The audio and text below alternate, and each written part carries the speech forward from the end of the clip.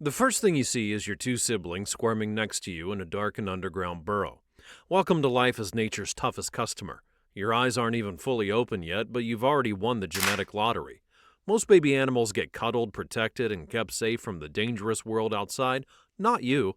Your mother looks down at your tiny, fuzzy body with what could only be described as a stern anticipation. While other animals are enjoying lazy morning stretches and gentle nudges from their moms, your day begins with what could only be known as Olympic-level preparation ritual. You give your tiny claws a ceremonial sharpening against the burrow wall, followed by an exaggerated yawn that displays your already impressive teeth. Your breakfast? Whatever mom dragged in, usually still wriggling.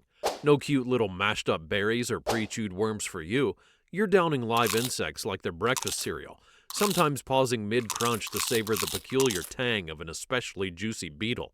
After breakfast, you steel yourself like a tiny warrior polishing its armor, knowing that today's playtime is another step in your lifelong battle training. While other animal moms are busy building protective barriers around their young, yours is eyeing that scorpion in the corner of your burrow and thinking, that'll do nicely for today's lesson.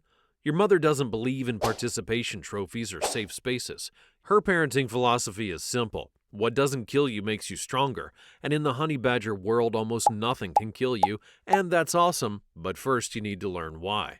Your venom resistance training starts when you're barely old enough to crawl. Mom brings home a mildly venomous scorpion, its stinger prepped and ready, and for most creatures this would be a horrifying moment of parental neglect. For you, it's just Tuesday. The sting hurts, sure, but your body's already prepped with natural defenses most animals would kill for. That was just the warm-up, your mother seems to say, as she watches you shake off the scorpion sting like it was nothing more than an annoying pinch. What follows is a methodical exposure therapy that would make military training look like kindergarten. Your mother carefully controls your venom encounters, starting with those less potent scorpions, before advancing you to the big leagues, venomous snakes that could drop animals 10 times your size. Your venom immunity isn't just a defense mechanism, it's your meal ticket to a buffet that would kill any other diner. With that genetic superpower coursing through your veins, breakfast time takes on a whole new meaning in the honey badger world. You wake up hungry in your burrow as the African sun begins to heat the savanna. Your stomach growls, demanding satisfaction. While other animals settle for berries and termites, your palate craves something with more bite. You emerge from your den, sniffing the air with purpose, and your nose twitches as you catch an intriguing scent. There's a cobra nearby. Most creatures flee at the first whiff of Africa's deadliest serpents, but you follow your nose straight to a small rocky outcropping where the snake has made its home. Your mouth waters as you approach, pure anticipation, zero fear. The cobra senses you long before you reach its hiding place. It emerges with hood flaring in that classic display that's meant to terrify predators and prey alike. Its venom glands contain enough toxin to kill 15 human beings. The snake rises, swaying hypnotically, its black eyes tracking you while its tongue flicks nervously in the air. But you remain unfazed. Your powerful front claws, the same ones that crush tortoise shells like eggshells, begin digging furiously. Dirt flies behind you as you tunnel toward the cobra's hideout. The snake, realizing its intimidation tactics have failed, opts for a direct action. The cobra strikes with lightning speed, a frenetic spark in your otherwise snoozy morning. Its fangs sink deep into your neck, and for any other animal your size it would be game over, a death sentence delivered in milliseconds. The snake withdraws, expecting you to collapse as its neurotoxins begin their deadly work. You do feel woozy, the world spins slightly and your legs wobble, but instead of death throes you simply take a nap. I mean, who doesn't like naps? The venom that should be shutting down your nervous system serves merely as a mild sedative to your specialized physiology. About an hour later, you stir, you shake your head a couple of times, as if clearing away morning grogginess. The cobra, still nearby and utterly confused by your continued existence, freezes as you lock eyes. Too late, it realizes its primary defense, the very thing that makes cobras feared throughout the animal kingdom, is useless against you. The tables turn quickly, your powerful jaws make short work of the snake, venom sacs and all, and this is just one item on your diverse menu. From scorpions to beehives, from small mammals to birds' eggs, you're nature's ultimate opportunistic feeder. Your incredible jaw strength lets you access foods other animals can't consider. Tortoise shells are just crunchy appetizers. Beehives, you'll gladly raid them, shrugging off hundreds of stings for the golden treasure inside.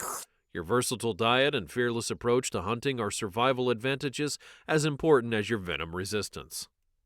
Your fearless dining habits might impress the animal kingdom, but there's something even more bewildering about your existence. The way you react when a lion, an animal 20 times your size, decides you look like an easy meal.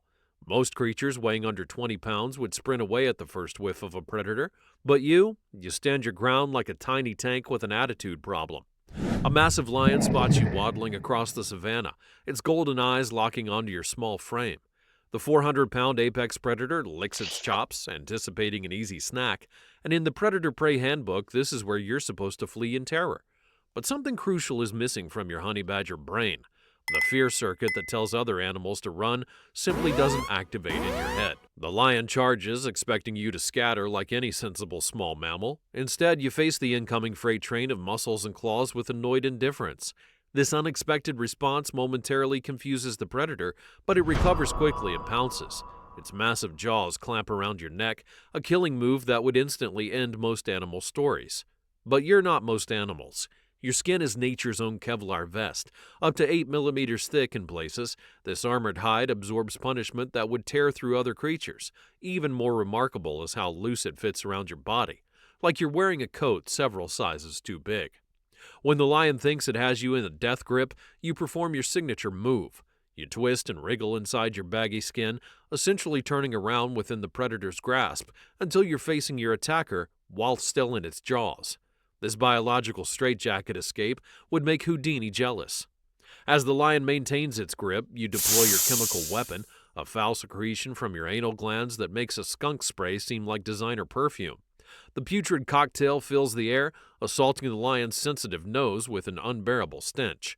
The combination of your bizarre behavior, twisting skin, and chemical warfare creates just enough confusion for the lion to loosen its grip slightly, and for most animals this would be the moment to escape, but you launch a counterattack instead. You dart forward, targeting the lion's vulnerable areas: eyes, nose, underside, and most painfully its genitals. Your razor-sharp teeth and claws inflict damage with surgical precision.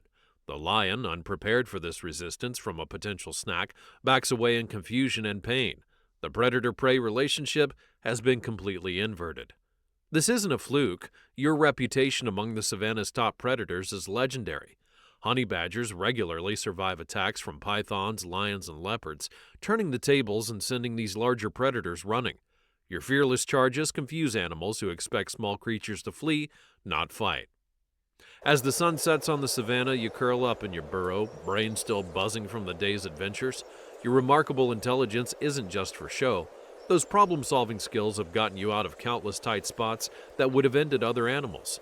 While most creatures your size might have lived in constant fear, you've mastered nature's game through sheer mental prowess and audacity.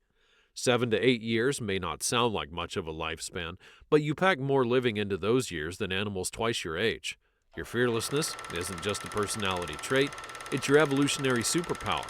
While other animals specialize in running away or blending in, you've specialized in standing your ground and making predators question their own life choices.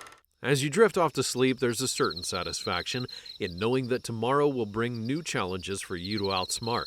In a world obsessed with being bigger, faster, and more numerous, you've proven that sometimes the best strategy is simply being the smartest badass on the block.